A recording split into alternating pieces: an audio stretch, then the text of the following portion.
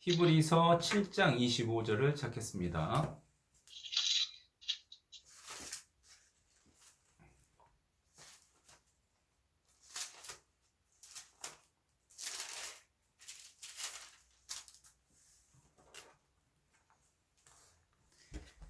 히브리서 7장 25절 함께 읽어보겠습니다. 그러므로 자기를 힘입어 하나님께 나아가는 자들을 온전히 구원하실 수 있으니 이는 그가 항상 살아서 저희를 위하여 간구하심이라. 네,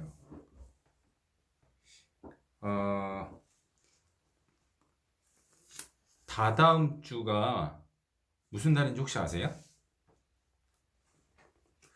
다다음 주가 부활절입니다. 부활절. 그 기독교의 이제 절기, 기독교인들이 지키는 이제 요즘 기독교인들이 지키는 절기 뭐 크리스마스가 있고 또 부활절이 있고 또 나름 또 다른 것을 이제 지키기도 하는데 이 크리스마스도 사실은 예수님이 태어난 날이 아님에도 불구하고 12월 25일 그날을 이제 지키고 있듯이 올해는 4월 17일이 부활절인데요. 제가 찾아보니까 저도 찾아보고서 그거 알 수 있었는데요. 부활절은 해마다 그 날짜가 바뀌는 거 아세요? 그 예수님이 돌아가시고 부활한 날을 기념하는 날인데 돌아가신 날짜도 정확히 기록이 없잖아요. 그래서 이제 춘분 이후에 첫 번째 주일인가? 그러니까 주일에 부활하시는 거 맞으니까. 그래서 이제 그걸 이제 부활절로 이제 지키고 있는 것 같습니다. 그래서 이제 부활절이 되겠다 싶어서 이제 부활에 이제 관한 말씀을 이제 준비하려고 했습니다. 뭐 2주 후에 해도 되지만 아마 2주 후에는 여기 계신 분들은 안 들으시겠구나. 그러니까 이제 교회를 이제 그 아직 대침에 나가고 계신 분들은 또 들을 수가 있을 수도 있을 것 같아서 제가 먼저 이 성경 구절을 찾아서 이제 부활에 관한 이제 말씀을 이제 전해드리려고 합니다. 그 대침에서 이제 생활할 때 보니까 대침뿐만 아니라 소위 이제 구원파라고 하는 세계 그 교파, 깊은 소식 선교회나 아니면 저기 그 삼각지 교회 뭐 교리도 비슷하고 구원관도 비슷하고 다 비슷하다 보니까 그 죄사함에 이제 초점을 많이 맞추고 그 죄사함 영원한 속죄를 깨달음으로 거듭났다는 것을 강조하는 것은 그 세계 교파가 다 똑같은 것 같아요. 세계 교단이. 그리고 우리도 설교를 들을 때 여러분도 다 이제 그 대침에 계실 때 그런 설교를 많이 들으셨어요. 그런데 이제 의외로 부활에 관한 설교는 제가 생각을 해봐도 기억이 별로 없더라고요. 부활에 관해서는 정확히 그게 어떤 의미인지, 그게 우리 그리스도인한테 어떤 의미인지를 제대로 배운 적이 많이 없는 것 같아요. 그래서 저는 이제 그 대침에서 이제 가르칠 때에도 부활에 조금 초점을 맞추기도 했습니다. 특히 전도 집회 할 때도 전도 집회 할 때 부활을 거의 다루는 분을 저는 이제 제 기억으로는 없는데 저는 꼭 그 부활의 의미를 좀 다루기도 하고 그랬습니다.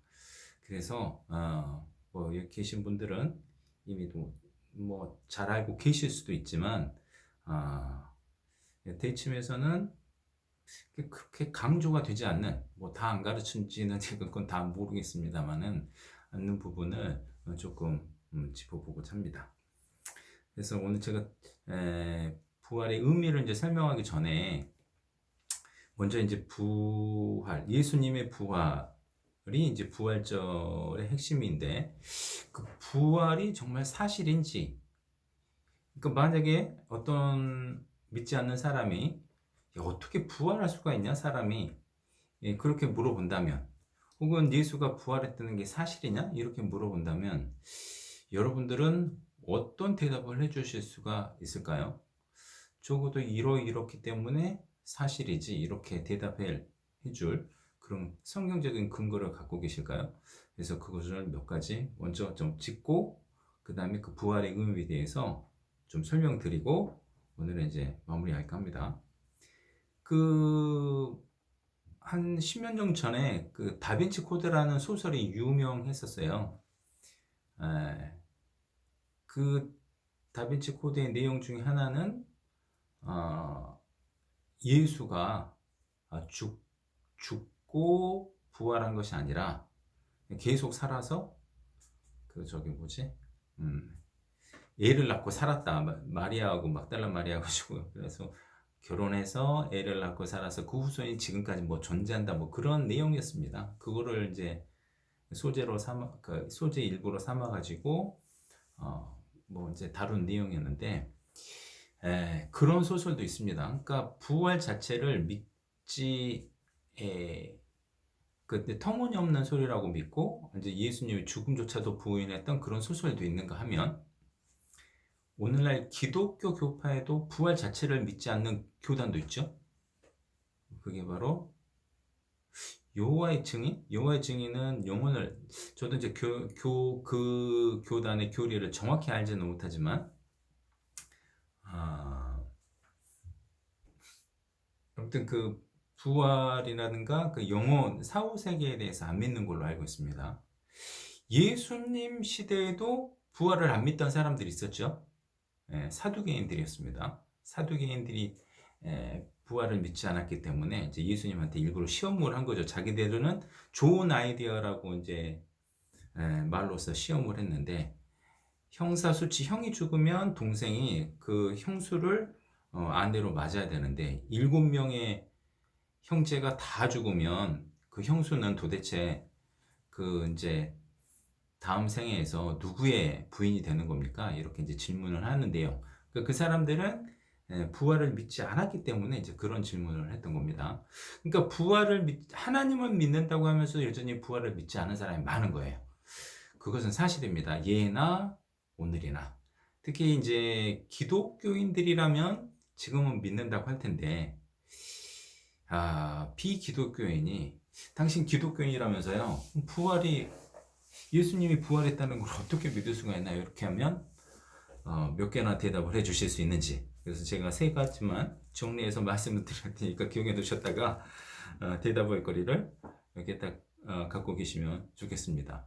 첫 번째는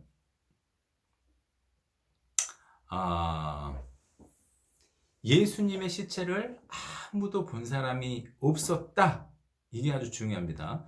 요즘에 예수님의 실존성을 부인하는 사람들은 거의 없어요. 생각이 있는 사람들이라면 뭐 예수는 역사적인 인물이고 성경 외에도 기록이 많기 때문에 예수의 실존성을 부인하는 사람은 거의 없는데 예수님이 죽었다가 다시 부활했다는 것을 믿지 않는 사람이 많은데 만약에 죽어버렸다면 적어도 예수의 시체를 본 사람이 있어야 될 텐데 그리고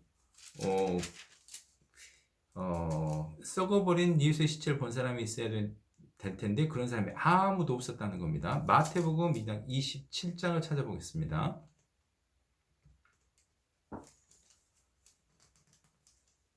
마태복음 27장 62절입니다.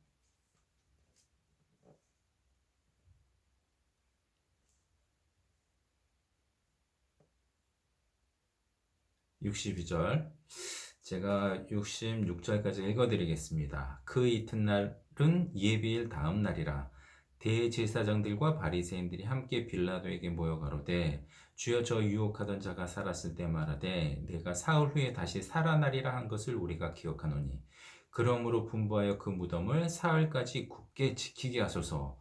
그의 제자들이 와서 시체를 도적질하여 가고 백성들에게 말하되 그가 죽은 자 가운데서 살아났다 하면 후의 유혹이 전부 다 도될까 하나이다 하니 빌라도가 가로되 너에게 파수꾼이 있으니 가서 힘대로 굳게 하라 하노거늘 저희가 파수꾼과 함께 가서 돌을 임봉하고 무덤을 굳게 하니라.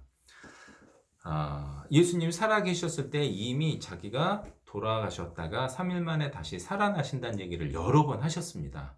그 얘기를 유대인도 알고 있었고, 그 유대인들은 예수님을 죽인 다음에 한 가지만 제대로 처리하면 되겠다. 이 예수의 시체를 잘 지키자. 잘 지키자. 그리고 워낙 예수란 사람이 3일 만에 다시 살아난다고 했으니까 적어도 4일까지만 잘 지켰다가 예수의 시체를 사람들에게 보여주면 더 이상 예수 믿는 사람은 안 생기겠죠. 네. 이것이 그들의 계획이었었다는 겁니다. 그러니까 4일까지 굳게 지키도록 하셔서 4일까지만 잘 지키면 되는 거예요. 그 다음에는 이제 시체 보여주면 이제 게임이 끝나는 거니까. 그런데 이 사람들의 계획이 성공을 했다, 못했다? 못했다는 겁니다. 그러니까 이 사람들의 이 정도의 노력 같으면 예수님이 만약에 부활하지 않았다면 실존성은 누구나 다 인정을 하는 거니까 그 예수님이 정말 죽은 다음에 부활하지 않다면 누군가는 그 시체를 봤을 텐데 역사의 기록도 그리고 봤다는 사람도 한 명도 없다는 겁니다. 이것이 가장 강력한 첫 번째 증거입니다. 두 번째 증거는 예수님의 무덤을 큰 돌로 막고 그 다음에 여기도 임봉을 했다고 했잖아요. 임봉을 하고 파수꾼들이 있었어요. 적어도 복수였죠. 근데 당시에 파수꾼들의 규율은 뭐 우리나라 사극 영화 보면은 저기 뭐 포졸들 이 정도의 수준이 아닙니다. 규율이 얼마나 심했냐면 자기가 지키는 범죄자를 놓치게 되면 대신 목숨을 잃었습니다. 그래서 사도행전 12장에 보면 베드로가 옥에 갇혔다가 하나님께서 기적적으로 옥문을 열게 하고 나오게 하잖아요. 그런데 그 파수꾼들이 그걸 몰랐어요. 헤롯 왕이 화가 나가지고 그 파수꾼들을 죽이라 했습니다. 그 당시의 규율이 그랬던 거예요. 그 큰 돌로 더군다나 인을 딱 찍어버리면은 그걸 함부로 뜯으면 안 되는 거예요. 그 인봉을 딱 뜯은 것은 큰 대역 죄인이 되기 때문에 난리가 나는 겁니다. 그런데 인봉도 뜯겼고, 그 다음에 파수꾼들이 있었음에도 불구하고 파수꾼들이 처벌을 받았다는 기록이 전혀 없어요. 그리고 여기 나온 것처럼 이제 28장에 나온 것처럼 도적질해 갔다. 그럼 도적질해 갔으면 그 파수꾼들 죽여야 되잖아요. 근데 그런 기록이 전혀 없습니다. 그래서 이것은 그러니까 보통 일어날 수 있는 일이 아니었다는 또 다른 증거가 되는 것이고 예수님의 그 초자연적인 부활이 아니면 이해를 할 수 없는 두 번째 증거가 되는 것이고 또 가장 강력한 증거 중에 하나는 예수님을 믿는 사람들이 갑자기 많아진 겁니다. 예수님의 부활 이후에. 자, 예수님께서 내가 죽은 지 사흘 만에 다시 살아나겠다 했는데 안 살아나셨다고 쳐본다면 12 제자들이 더 이상 믿겠습니까? 안 믿겠습니까? 혹시 아이고 예수님 그렇게 사흘 만에 살아나신다고 하시니 안 살아났네. 그래도 뭐 끝까지 믿어보지 이럴 사람 있을 수도 있겠지만 그 거짓말을 한 예수님을 위해서 목숨을 바친다는 것은 어렵겠죠. 그 베드로 같은 경우도 예수님이 돌아가시고 나서 다시 나는 물고기 잡으러 가노라 하고 다시 돌아갔거든요. 열심히 예수님은 너는 내가 사람 잡는 어부가 되리라 했으면 사람을 잡으러 가야 되는데 베드로는 나는 물고기 잡으러 가노라 그랬잖아요. 그러니까 다시 옛날로 다시 다 돌아가는 겁니다. 그런데 예수님께서 다시 살아나셨고 베드로에게도 보이셨고 다른 제자 600여 제자들에게 보이셨고 심지어 바울에게 환상으로 보이셔가지고 그 제자들이 다 목숨을 바쳐요. 그 예수님의 다시 부활을 보지 않았다면 그 사람들이 그렇게까지 했겠느냐. 그러니까 첫 번째로는 그 제자들이 변했고 그리고 600여 명 이상의 그 제자들이 봤기 때문에 그것을 서로 막 전하고 다녔기 때문에 그리고 자기도 들은 것이 있기 때문에 믿는 사람들이 너무 많아진 겁니다. 그러니까 진짜 그 무덤 온 이스라엘을 떠들썩하게 했고 그 주변을 떠들썩하게 했던 그 예수가 실제로 시체가 사라진 거예요. 그리고 그 제자들에 의해서 그 부활을 목격했다고 하는 겁니다. 그리고 그 제자들이 변한 겁니다. 그걸 보고 그때부터 기독교인들이 급속도로 많아졌다는 것이 이게 가장 결정적인 이유입니다. 잘 생각해 보시면 예수님의 부활이 없었다면 오늘날 우리들이 없었을 것 같아요. 그때 거기서 그냥 끝나버리고 그냥 그 기독교라는 자체 예수님 믿는 그 무리는 그냥 다 자연 소멸해버리고 말았지 오늘날 여기까지 왔겠습니까? 예수님이 부활이 있었기 때문에 오늘날 여기까지 온 것이다. 그러니까 누군가 여러분에게 부활이 사실이란 거 어떻게 믿지? 네가 지금 나를 보고 있다는 것이 그 증거 중에 하나야. 이렇게 대답하시면 이해는 못하겠지만 우리로서는 대답할 수 하는 방법 중에 한 가지라고 할 수 있습니다. 그래서 아무도 예수님의 시체를 본 사람이 없었다. 사흘이 지나도. 그 다음에 그 무덤과 파수꾼의 그 정황을 볼 때 예수님의 부활은 역사적인 사실이었다. 그리고 이제 예수님이 부활하시고 나서 복음이 급속도로 전파됐다. 이것이 가장 강력한 세 가지 증거. 기억해 두시기 바랍니다. 누군가 얘기했을 때 이 정도는 알고 계시면 좋겠다 싶었고요. 자, 이제 그 예수님의 그 부활의 의미에 대해서 생각을 해볼 텐데, 먼저 레위기 4장을 보도록 하겠습니다.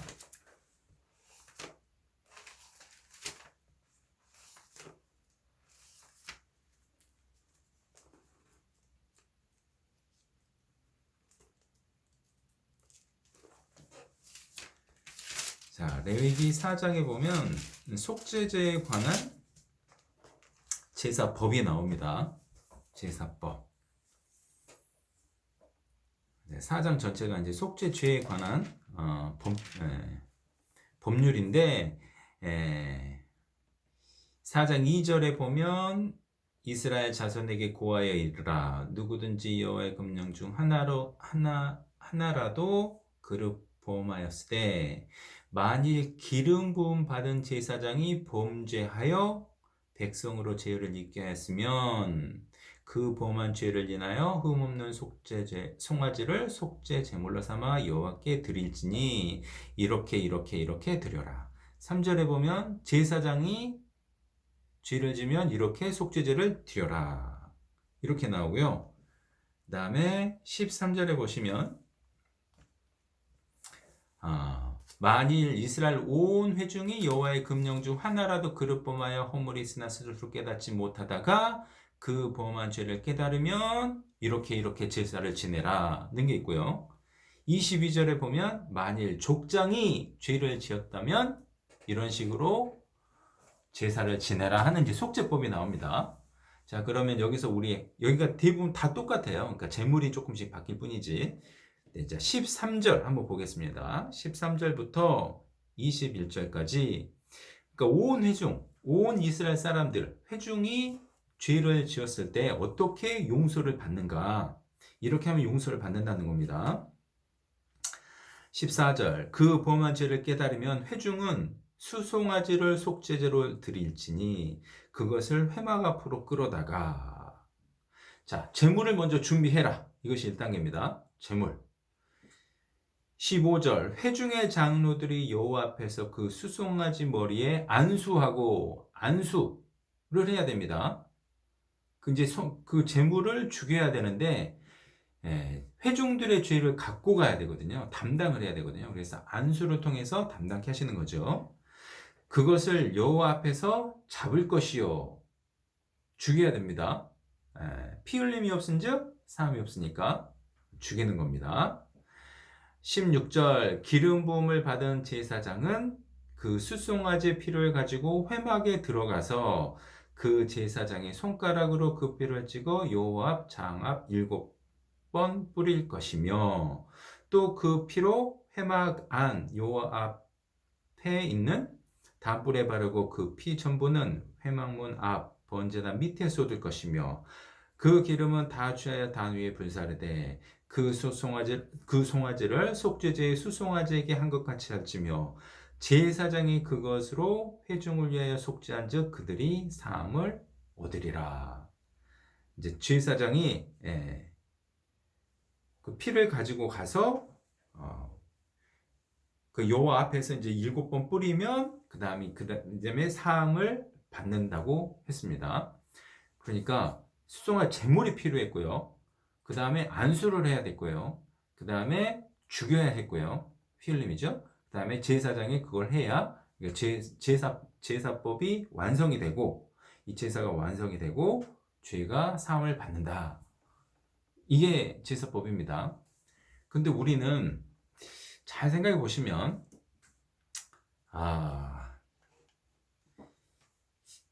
그러니까 과거 이제 대침해서 이렇게 전도 집회라든가 그런 말씀을 들었을 때 보면 예수님이 십자가에서 돌아가시고 다 이루셨다. 그러면 이제 그때부터는 전도 집회 분위기가 이제 마지막이죠. 그리고 이제 이것을 믿으면 된다. 이렇게 끝났던 거예요. 그러지 않았습니까? 그러니까 예수님의 속죄, 그게 이제 십자가에서 돌아가신 것이고, 그 다음에 이제 동영상 하나 보여주고, 그것을 이제 찡하게 이렇게 받아들이고, 그러면 우리 죄가 용서가 다 용서됐네 하고 끝났던 건데, 잘 생각해 보면 구약의 율법대로 해도 한 가지 빠진 게 있어요. 예수님께서 십자가에 돌아가시고 내 죄가 다 용서됐구나, 이렇게 생각하면 뭐가 빠집니까? 맨 마지막 제사장이 그 피를 받아가지고 이제 염소와 송아지 피로 아니하고 자기 피로, 예수님 피로 십자가에 돌아가신 거잖아요. 그 십자가 제물로 딱 죽였다. 그 피가 흘러졌다. 여기서 제사가 끝난 게 아니잖아요. 제사를 완전히 마치기 위해서는 그 피를 받아 가지고 하나님 앞에 이렇게 뿌려야 된다는 겁니다. 성소 안에 들어가서. 근데 실제로 이 전도 집회나 이런 걸 들어보면 이 뒷부분에 관한 얘기는 거의 제 기억으로는 별로 없어요. 이 중요한데 이게 얼만큼 중요할까요? 이게 제사법의 완성이고 이게 꼭 필요한 겁니다. 자, 예수님께서는 우리의 제물이 되게 이 땅에 오셨어요. 그리고 하나님께서는 우리의 죄를 다 그에게 담당시키셨어요. 보라, 세상 죄를 지고 가는 하나님의 어린 양이로다. 그러니까 안수할 필요도 없이 우리 죄를 그에게 다 담당시키시고, 하나님께서는 이 제물이 희생을 당한 것처럼 예수님을 십자가에서 돌아가시게 하셨습니다. 거기까지는 좋다 이거죠. 그런데 그것이 끝이냐? 비록 예수님께서는 십자가에서 돌아가시면서 다 이루었다 하셨습니다. 그 다 이루었다는 뜻은 무엇이냐면 속죄 제물로서 인간의 삶을 사시고 그 삶을 다 사시고 마지막에 피를 흘려 돌아가셨기 때문에 대신 죽은 것은 다신 겁니다. 그런데 제사가 완전히 끝난 건 아니죠. 제사가 완전히 끝나기 위해서는 우리에게 대제사장이 필요합니다. 저는 이제 다른 목사님들이 이런 얘기를 그래서 제사장에 대해서 언급한 걸 못 들어봤는데, 저는 이제 이 제사에 대해서 설명도 하고 우리에게도 제사장이 필요합니다. 그래서 이 제사에 대해 꼭 언급을 하다 보니까 이제 제가 전도 집회를 할 때 제가 좀 자꾸 이제 질문을 하는 스타일인데, 우리 자매는 좀 싫어하지만 그래서 질문을 하다 보면 이런 질문을 꼭 해요. 그럼 누가 우리의 대제사장이 될까요? 그 필리핀에 있을 때 현지인들한테 또 꼭 이 질문했어요. 그러면 답 중에 하나가 뭔지 아십니까? 놀랍게도 목사님이요. 이렇게 얘기하시는 분들 많았습니다. 그런데 답은 여러분이 잘 아시다시피 누구십니까? 자, 히브리서 4장을 보겠습니다. 히브리서 4장.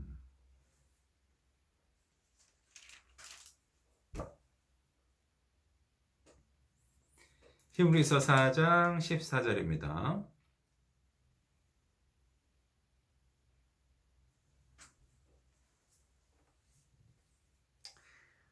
그러므로 우리에게 큰 대제사장이 있으니 승천하신 자 곧 하나님의 아들 예수시라. 우리가 믿는 도리를 굳게 잡을지어다.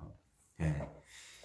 제사장이 되시기 위해서 예수님이 다시 살아나셨다는 거예요.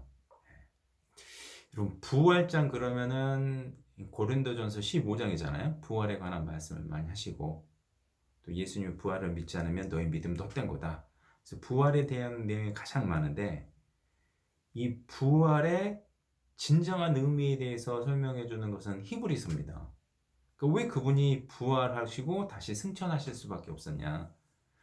그러니까 그분은 살아셨을 때 희생양으로 오신 거예요. 속죄 제물로. 그리고 다시 살아나셔서 대제사장이 되셨어요. 대제사장이, 우리의 믿을 만한 대제사장이 되시고 자기 피를 가지고 영원한 성소로 다시 가시는 것을 우리에게 보여주신 겁니다. 이게 너무너무나 중요하거든요. 그래서 히브리서는 율법을 잘 아는, 그러니까 고린도전서는 잘 생각해 보면 고린도 지역, 이방인 지역에 살고 있는 그리스도인들을 위해서 쓴 거잖아요. 그래서 고린도전서 15장 부활장이라고 하지만 거기에 보면 누가 부활을 죽은 사람 어떻게 살겠느냐 그러면은 그 씨앗, 사도 바울이 씨앗 얘기를 하면서 이렇게 막 설교를 해요. 그들에게는 그게 맞았던 거예요. 그런데 여기 히브리서에는 히브리인을 대상으로 쓴 거잖아요.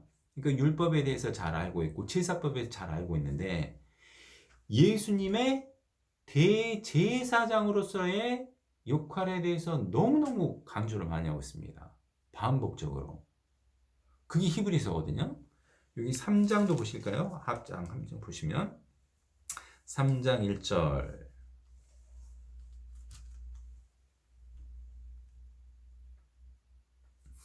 3장 1절 그러므로 함께 하늘의 부르심을 입은 거룩한 형제들아 우리의 믿는 도리의 사도시며 대제사장이신 예수를 깊이 생각하라. 대제사장인 예수를 깊이 생각하라 그러죠. 그러니까 전도 집회, 대침의 전도 집회는 거의 희생양으로서의 예수에 초점을 맞춰졌어요. 그래서 십자가에서 거의 끝나는 경우가 많아요.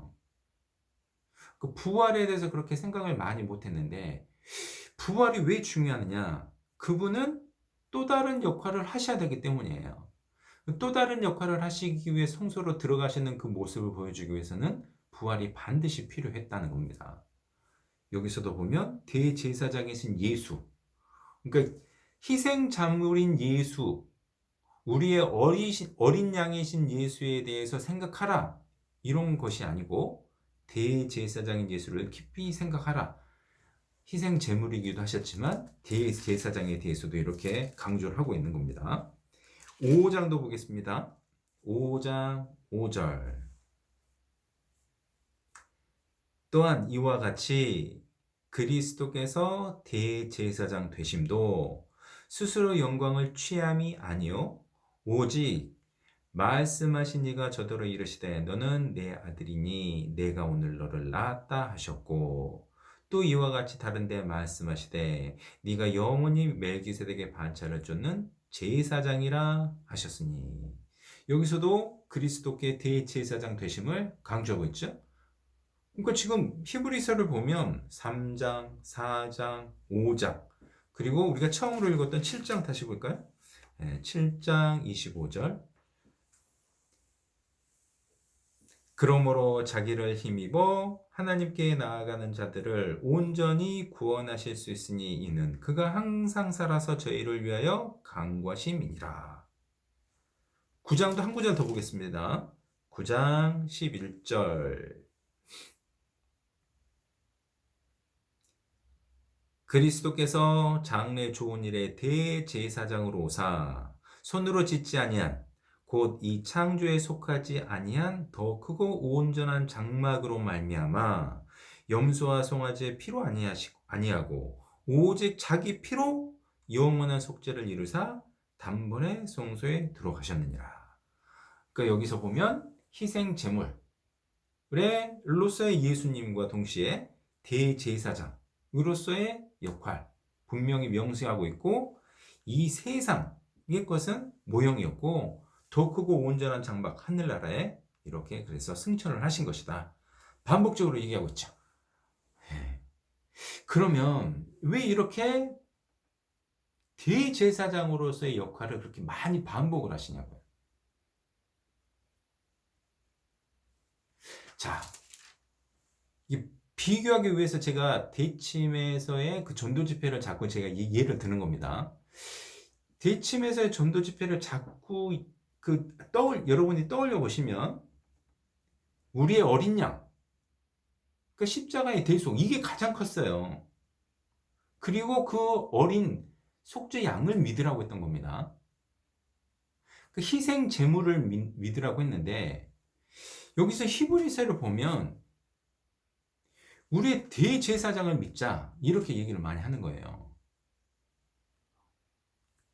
다시 맨 처음에 봤던 7장 25절 앞으로 한 장 넘기셔서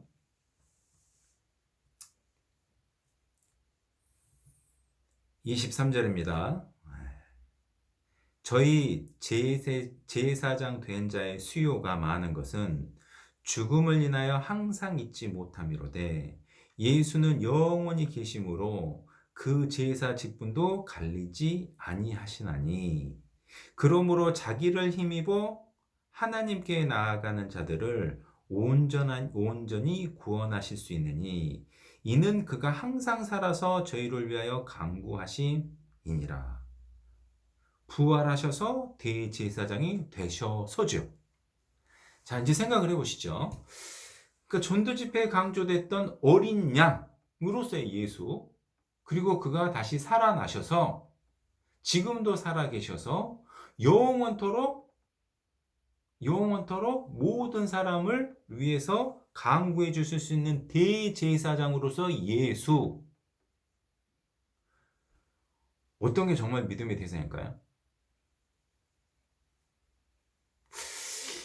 그러니까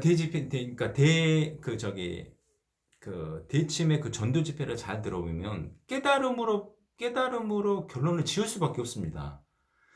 과거에 있었던 한 사건이었잖아요. 그러니까 예수가 속죄양으로 와서 죽었다. 우리를 위해서 돌아가셨다. 믿으시죠? 그러니까 믿어지시면 구원인 겁니다. 뭐 믿으려고 해서 그냥 되는 게 아니고 믿게 해 주셔야 되고요. 뭐 이런 식으로 해가지고, 그러니까 죄사함, 뭐 성령 받음, 거듭남, 구원, 이게 다 똑같다고 하고 딱 정리하잖아요. 근데 그게 아니고 성경을 자세히 보시면 예수님께서 다시 살아나셔서 우리의 대제사장이 되셔서 자기를 힘입어 하나님께 나아가는 자, 우리가 결국 하나님께 나아가려고 하는 것이고, 그게 천국 가는 것이고 영생을 얻는 것인데, 그런 자들을 온전하여 구원하실 수 있으니 그 역할은 대제사장으로서의 역할이 그게 가능하다는 겁니다. 물론 예수님의 속죄가 없으면 십자가에 그것이 없이도 가능하다는 얘기 절대 아니에요.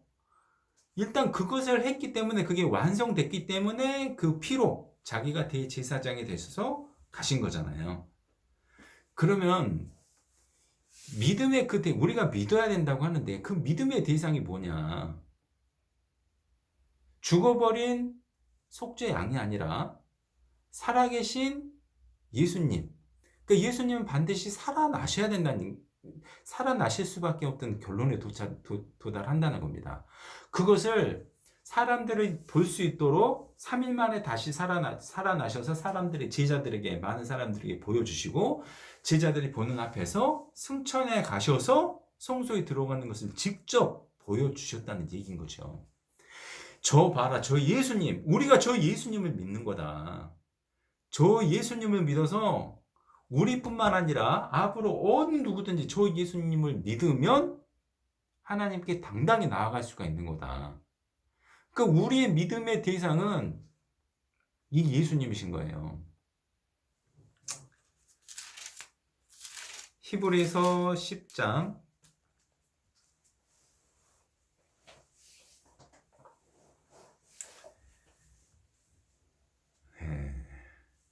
36절입니다. 10장 36절. 너희에게 인내가 필요하면 너희가 하나님의 뜻을 행한 후에 약속을 받기 위함이라. 이 약속은 영원한 생명의 약속이잖아요. 이 약속을 받기 위해서 인내가 필요하다. 37절. 잠시 잠깐 후면 오시리가 오시리니 지체치 아니하시리라. 오직 나의 의인은 믿음으로 말미암아 살리라. 또한 내가 뒤로 물러가면 내 마음이 저를 기뻐하지 아니하리라. 이 오직 나는 의인은 믿음으로 말미암아 살리라. 이거 하박국 선지자가 했던 말이거든요. 이거에 대한 오해가 많습니다. 나중에 기회 되면 이거 한번 좀 제가 설명드리겠습니다. 결국 믿음으로 살 건데 39절. 우리는 뒤로 물러가 침륜에 빠질 자가 아니요 오직 영혼을 구원함에 이르는 믿음을 가진 자니라. 그러니까 우리는 믿는 사람이라는 거예요. 그 믿음 계속 이렇게 믿는 이유는 약속을 받기 위함이고, 그 믿음의 대상이 누구겠느냐, 지금 이 얘기를 하고 싶은 겁니다. 그러니까 여기 39절에 이 믿음을 38절에 의인은 믿음으로 살고 39절에는 오직 우리는 영혼을 구원함에 이르는 믿음을 가진 자다, 이렇게 얘기를 했잖아요. 근데 이것도 한글 성경만 이렇게 나왔지 영어로 보면은 who believe, 그러니까 우리는 믿고 있는 사람들인 거다, 이렇게 나와 있어요. 더 좀 명확해요. 그러니까 믿음을 과거에 한번 믿었던 그런 사람들이 그러는 거 아닙니다. 우리는 현재 믿고 있는 사람들 아니냐. 그러면서 여러분 잘 아시는 대로 11장은 믿음장이죠. 그러니까 믿음 얘기를 하고 싶어서 이제 삽입절로 11장을 넣은 거예요. 아벨도 믿었고 에녹도 믿었고 노아도 믿었고 아브라함도 믿었고 수많은 사람들이 이렇게 믿었다. 11장은 삽입절로 보시면 맞습니다. 그 다음에 12장 보세요. 이러므로 우리에게 구름같이 둘러싼 허다한 증인들이 있으니 모든 무거운 것과 얽매이기 쉬운 죄를 벗어버리고 인내로서 우리 앞에 당한 경주를 하며, 또 인내 얘기하잖아요. 그 인내 얘기를 하면서 그 믿음을 끝까지 지키자는 얘기를 하면서 그 수많은 사람을 11장에 그 믿음장에 열고 했던 그런 겁니다. 2절 보시죠. 다 함께 읽어보겠습니다. 믿음의 주요 또 온전케 하시는 이인 예수를 바라보자. 예, 거기까지. 저는 그 앞에 있는 즐거움을 위하여 십자가를 참으사 부끄러움을 개의치 아니하시더니 하나님 보좌 우편에 앉으셨느니라. 믿음의 주요 또 온전케 하시는 이인 예수를 받아보자. 그 예수님이 믿음의 주라는 겁니다.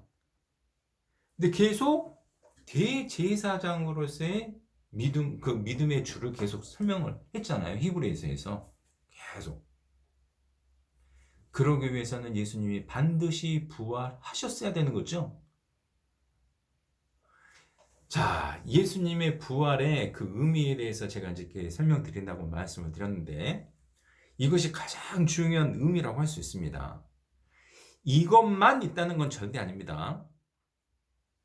여러분 기억나십니까? 그 바리새인들이 예수에게 와가지고 하늘로서 온 자인 줄 알 수 있는 증거를 좀 보여주세요.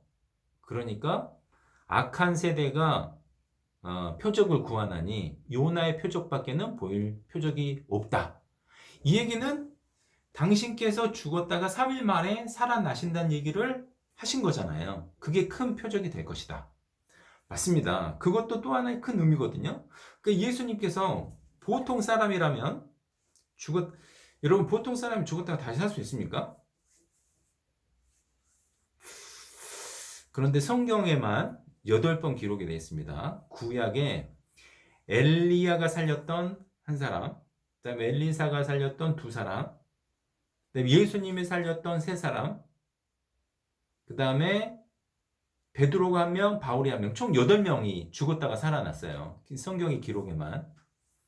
그런데 자신이 내가 죽고 내가 다시 살아날 거다, 이런 사람은 유일합니다. 예수님밖에 없어요. 그 예수님에 대해서 구약에 기록이 되어 있는데, 예언이 되었는데, 처녀의 몸에서 태어날 것 예언되어 있죠. 그리고 그가 고난받고 죽을 것, 이사야 53장 같은 거에 아주 자세히, 그리고 시편 22편 같은 경우에도 자세히 기록이 되어 있습니다. 그리고 시편 16장에 보면 그의 몸이 썩지 않고 다시 살아나신다는 예언이 있어요. 그리고 시편 28편에는 그가 하늘로 올라가신다는 승천의 예언이 되어 있습니다. 그러니까 예수님의 탄생부터 승천까지, 부활 승천까지 다 되어 있는데, 이런 사람은 예수님밖에 없었다는 거예요. 그래서 이분이야말로 하나님께 약속하신 그 구원자. 우리는 구원자를 믿어야 영원한 생명을 얻고 구원도 얻는데, 이분이 바로 그 구원자구나. 그 예수님의 부활 자체는 이런 다른 큰 의미도 있습니다. 그런데 오늘 제가 여러분에게 강조하고 싶었던 것은 뭐였냐면, 예수님께서는 우리의 믿음의 주로 대제사장이 되기 위해서 반드시 부활하셔야 됐다. 많은 분들이 십자가에서 돌아가시고 다 이루셨다까지만, 예, 그리고 죄사함에만 초점이 맞춰진 복음에만, 예, 좀 갇혀 있는 경향이 많은데, 우리는 예수님의 부활 그리고 승천하셔서 우리의 대제사장이 돼 주심으로써 여전히 우리가 믿을 대제사장으로 계신다. 믿음의 대제사장으로 계신 거다. 그리고 우리들은 그 믿음을 끝까지 지켜야, 인내로 그걸 지켜야 약속을 받을 수 있는 거다. 이거 강조하고 싶었던 겁니다. 마지막으로 로마서 14장 한번 찾아보겠습니다.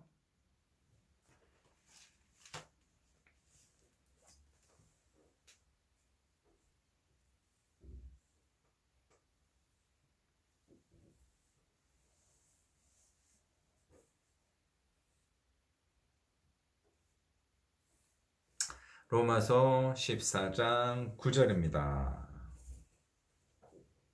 9절.